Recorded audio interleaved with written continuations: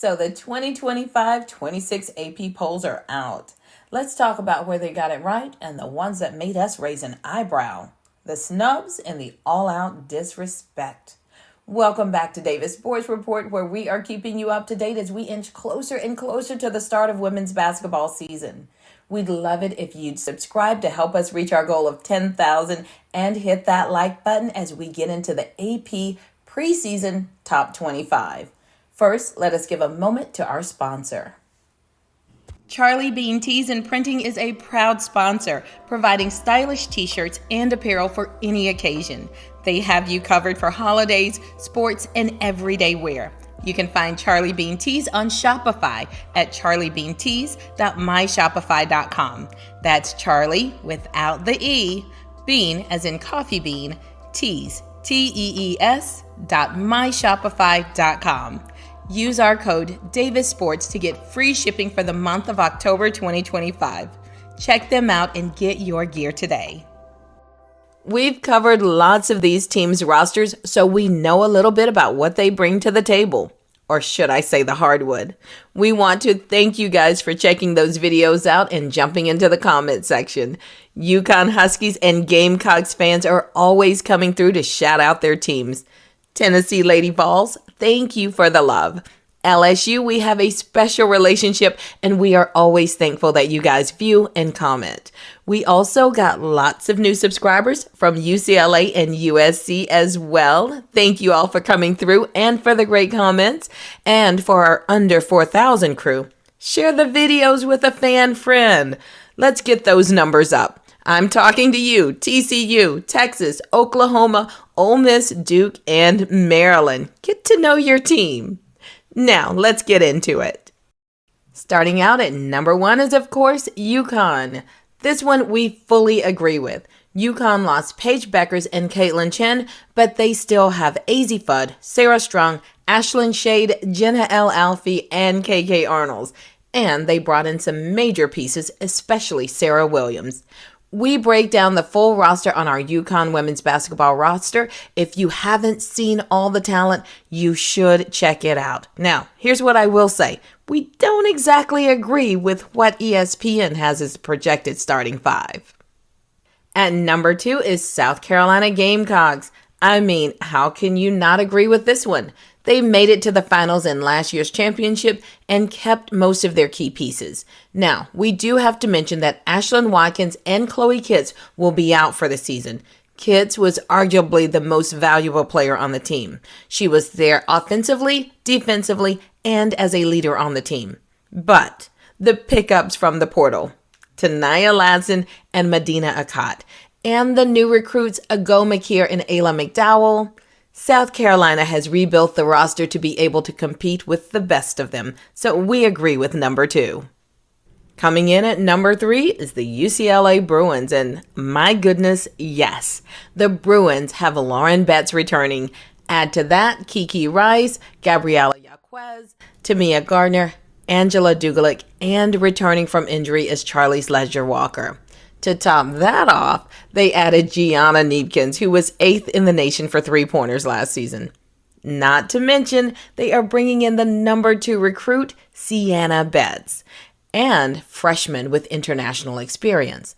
They have depth, and this team is going to be a problem for any opponent.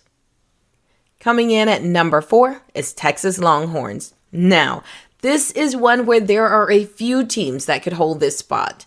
Don't get me wrong, Texas is absolutely in that conversation. Texas has the true glue to the team returning with Rory Harmon and Madison Booker coming back. Add to that Kayla Oldacre, who showed to be very impressive last season and can really hold her own in the paint. From the transfer portal, they added Bria Cunningham from Arizona and Tia Sidbury from Boston College, who are both going to be major on both ends of the court. So yeah, Texas is also stacked. Possibly the only spot that I don't see a standout is from the three-point line, but I feel confident that Jordan Lee will do her part to show her skills from the arch. Now, I will say that our piece didn't agree again with this projecting start at 5. Check it out and let us know if you agree. Coming in at number 5 is the LSU Tigers, who I think could go toe-to-toe for the number 4 spot. Here's what we have. Flau'jae is coming back, Michaela Williams, Kaylin Gilbert, and they are adding Malaysia Fulwiley. LSU also grabbed the #1 recruiting class, and I expect the new freshmen to be an impact immediately. Where they might be lacking is in the paint. Anissa Morrow was huge for the Tigers last season, both with putting up points and pulling down rebounds. She was the #1 rebounder for the 24-25 season. But LSU brought in 6'5" Kate Caval, and even though she's taller, I don't expect her to be Anissa Morrow. But with the help of Amaya Joyner and the freshmen, particularly Grace Knox, I think the gap can come close to being filled. At number 6 is Oklahoma Sooners, and this is another team that could absolutely be interchangeable at the number 4 spot. They still have Regan Beers, Peyton Volhurst, and Sahara Williams. They brought in the previous #1, current #3 recruit, Aaliyah Chavez, and she can shoot the lights out. They also got some very impressive international players. So yeah, 4, 6, I could see it. At number 7 is the Duke Blue Devils, and they are yet another great team. They kept most of their key pieces. Returning is Ashlyn Jackson, Tana Mayer, Jaden Donovan, Toby Fournier, and Delaney Thomas. And they added the #4 recruit, Emily Skinner, that really impressed me over the summer with the FIBA, McDonald's All-Star Game, and the Jordan Classic. So the Blue Devils are going to be in the conversation this year. Then at number 8 is the Tennessee Lady Vols, and this is another team that I think could be interchangeable at number 4. The Lady Vols can absolutely shake things up this year. They lost their three-point shooters in Jewel Spear and Samara Spencer, as they were the only 2 Lady Vols with over 50 made three-pointers last season, but they brought in Nia Robertson, who can fill that gap, as she had 62 made threes at SMU last season. They also added Janiyah Barker, who was the Big Ten Sixth Person of the Year. They also have returning Cooper, Spearman, and oh yeah, Whitehorn is back with the team. Also, the 3rd-ranked recruiting class. Too much for me to get into here, but do go watch that video for a bit more information on the full roster. Now that I'm done with my 5-way tie for the number 4 spot, I will move on. Coming in at number 9 is North Carolina State Wolfpack. I'm not sure that I would have ranked North Carolina State this high. Hear me out. They lost Isaiah James, Madison Hayes, and Sanaya Rivers. These were the top scorers, top rebounders, top assists, top steals, and top block shots. This is going to leave a heavy load for Zoe Brooks, who is a go-getter, but she's going to have to work overtime this season. They also have Zamaria Jones, 6'5" Lorena Awu, and 6'6" Tilda Trigger coming back, and I expect their minutes and stats to jump this season. And they added Camille Pierre, who averaged 20 points, 9.6 rebounds, and 2.9 steals last season. This will replace one of the 3 that they lost, but they are still going to be missing some firepower in the backcourt, so don't think I would have ranked them this high. Coming in at number 10 is the Maryland Terrapins, who has a solid lineup. They are bringing back Bree McDaniel, Sailor Poffenbarger, Kayleen Schmeichel, and Mir McLean. Add to that Yardine Garcon from Indiana and Aluchi Okunanwa, who was the ACC Sixth Person of the Year, transferring in from Duke, both with very impressive stats. Maryland could be that sleeper team this year. I expect that they aren't going to lose many games and will remain highly ranked at the end of the season. Coming in at number 11 is the North Carolina Tar Heels, and I'm a bit confused on this one. They lost Usby, Gakdang, and Lexi Donaski, the top 3 scorers. They retained Renaya Kelly and picked up Nyla Harris from Louisville. And they recruited the number 13th overall pick, Nyla Brooks, who is very impressive. But I'm not seeing how they got ranked over some of the other teams on the list. And at number 12 is the Ole Miss Rebels, and I am happy to see Ole Miss on this list, as they deserve to be. There was major turnover at Ole Miss, but they gained more than they lost. They held on to Sarah Thaneau, Denham DeShields, and Christine Awalu. And they are bringing in 13th top scorer Caitlin Peterson from UCF and Debrecia Powell from Mississippi State for the backcourt, and Latasha Lattimore from Virginia, and Cody McMahon from Ohio State for the front court. Ole Miss has depth, and I personally think they should have been ranked higher. At number 13 is Michigan Wolverines. Michigan, with those fantastic freshmen that are now sophomores, will be even better this year. Maybe we will rebrand them to the Superb Sophomores. It includes Olivia Olson, Mila Holloway, and Silas Swords. Also coming back is Brooke Quarles-Daniels and Tiala DeFolso, who I expect to get increased minutes. And they are adding Kendall Dudley, along with some impressive freshmen. So I definitely see them coming in at number 13. Then at number 14 is Iowa State Cyclones. About the right place. The Cyclones are returning one of my faves, Audie Crooks and Addie Brown. They are adding point guard Jada Williams, who will be big for the Cyclones, and Sydney Harris, who has hit 63 three-pointers last season, will be coming back to make for a solid starting lineup. I am giving number 14 a thumbs up for the Cyclones. Coming in at number 15 is Notre Dame Fighting Irish. And you guys might know that I have a soft spot for Notre Dame, but I'm going to be honest and try to be unbiased. I don't see how Notre Dame made it on this list. I'm hoping they prove me wrong because I love watching me some Hannah Hidalgo.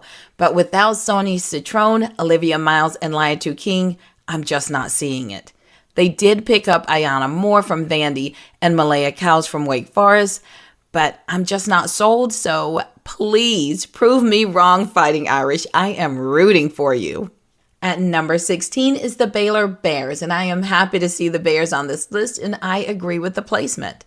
Baylor not only got Auburn's former head coach, Joni Harris, on their coaching staff, they also got the key players from Auburn, Talia Scott and Yu-Tang Ding.